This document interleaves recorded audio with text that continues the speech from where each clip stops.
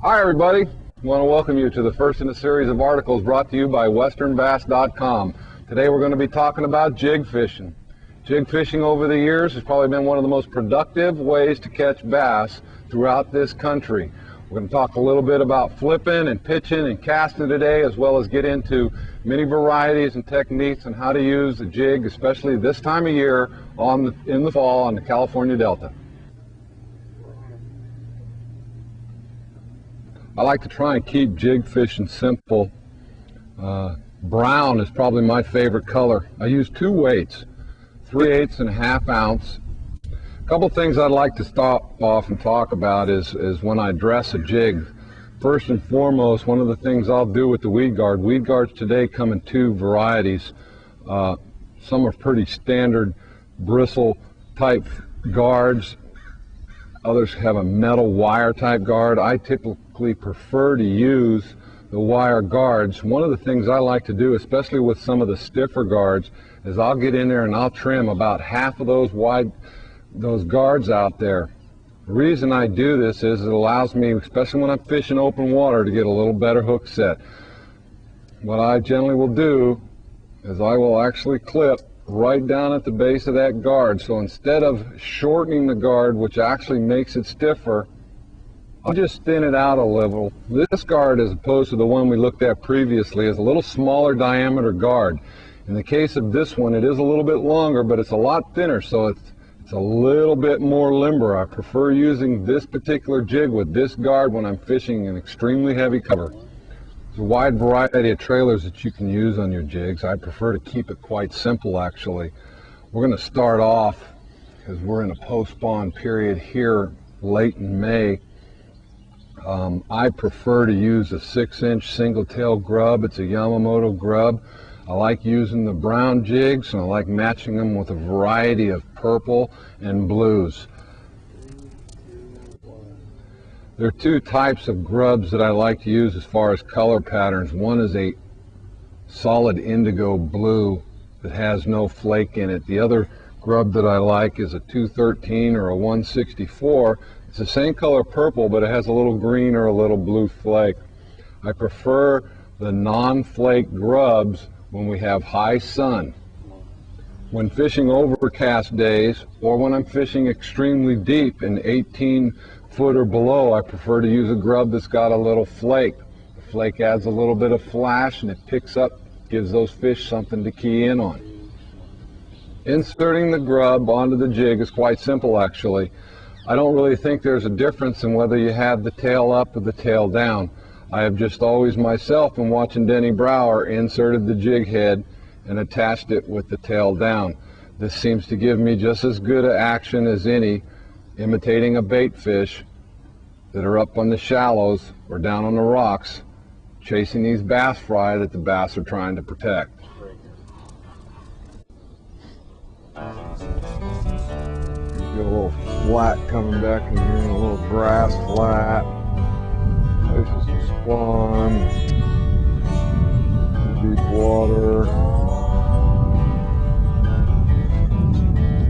Sometimes the best way to say something is not to say anything at all. Sometimes the best time to start dancing is when you're headed for a fall. But every picture does tell a story, and every story paints a picture once.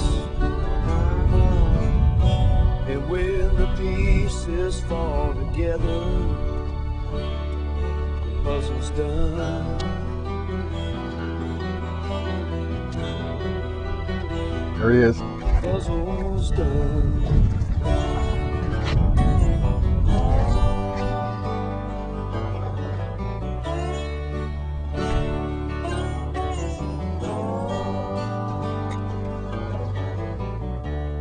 Sometimes the best part is making a new start.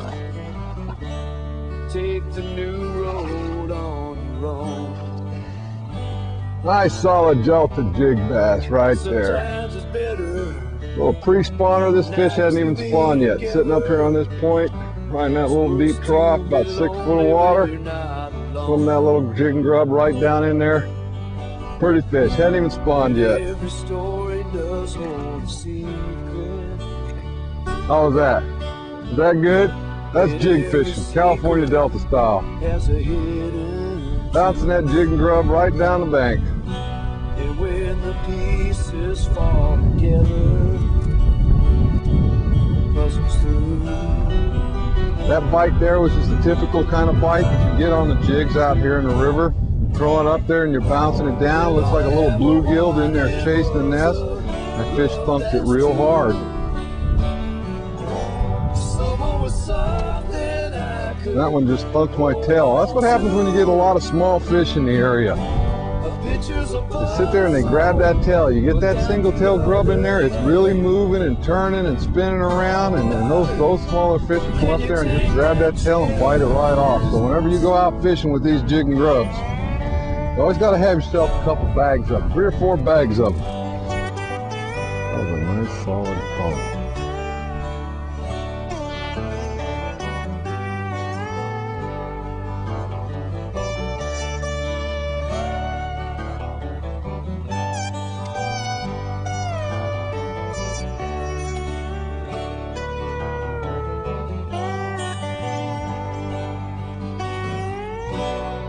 Every story does have an ending,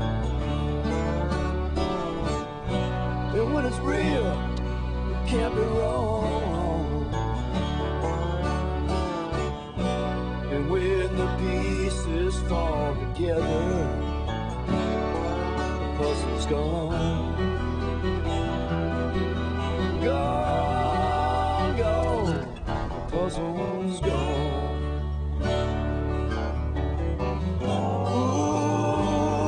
The puzzle's gone.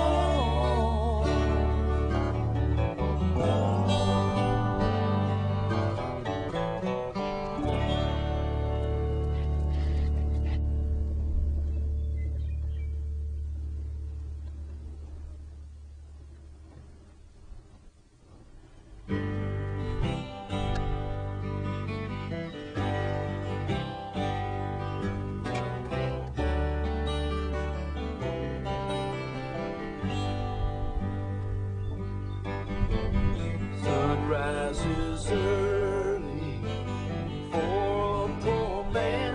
Sunset's the only relief from the wind and rain. Early to bed and early to rise. I got aches in my bones, dust in my eyes.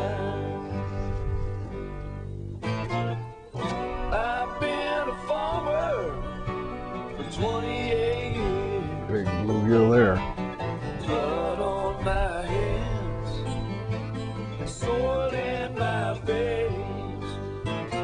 And I've known the heartache of empty tears. Now the tables are turned, looks like it might rain.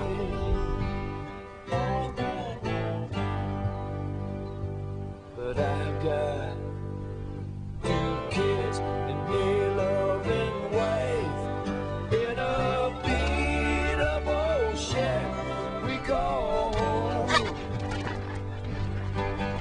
I've got the faith There he is, got him. since Get that camera ready. and I know that I'll live. It ain't a giant, but it's another one of them Delta 3-pounders on a jig. I've been a farmer for 28 years. Yeah, we'll call that one 2, 2.5. Soil in my veins Threw up in that pipe with that jig, and he was sitting up inside there waiting for that crawdad. of empty tears. Now the tables are turned. Looks like it might rain. Oh.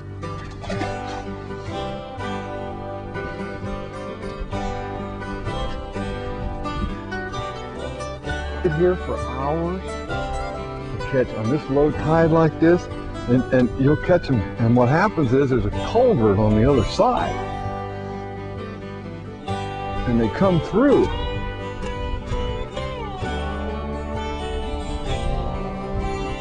And they come sit in this little deep grassy hole to feed, and there may only be 2 or 3 foot of water in there. 28 years, blood on my hands, soil in my veins. I've known the heartache of empty tears. Now the tables are turned, looks like it might rain.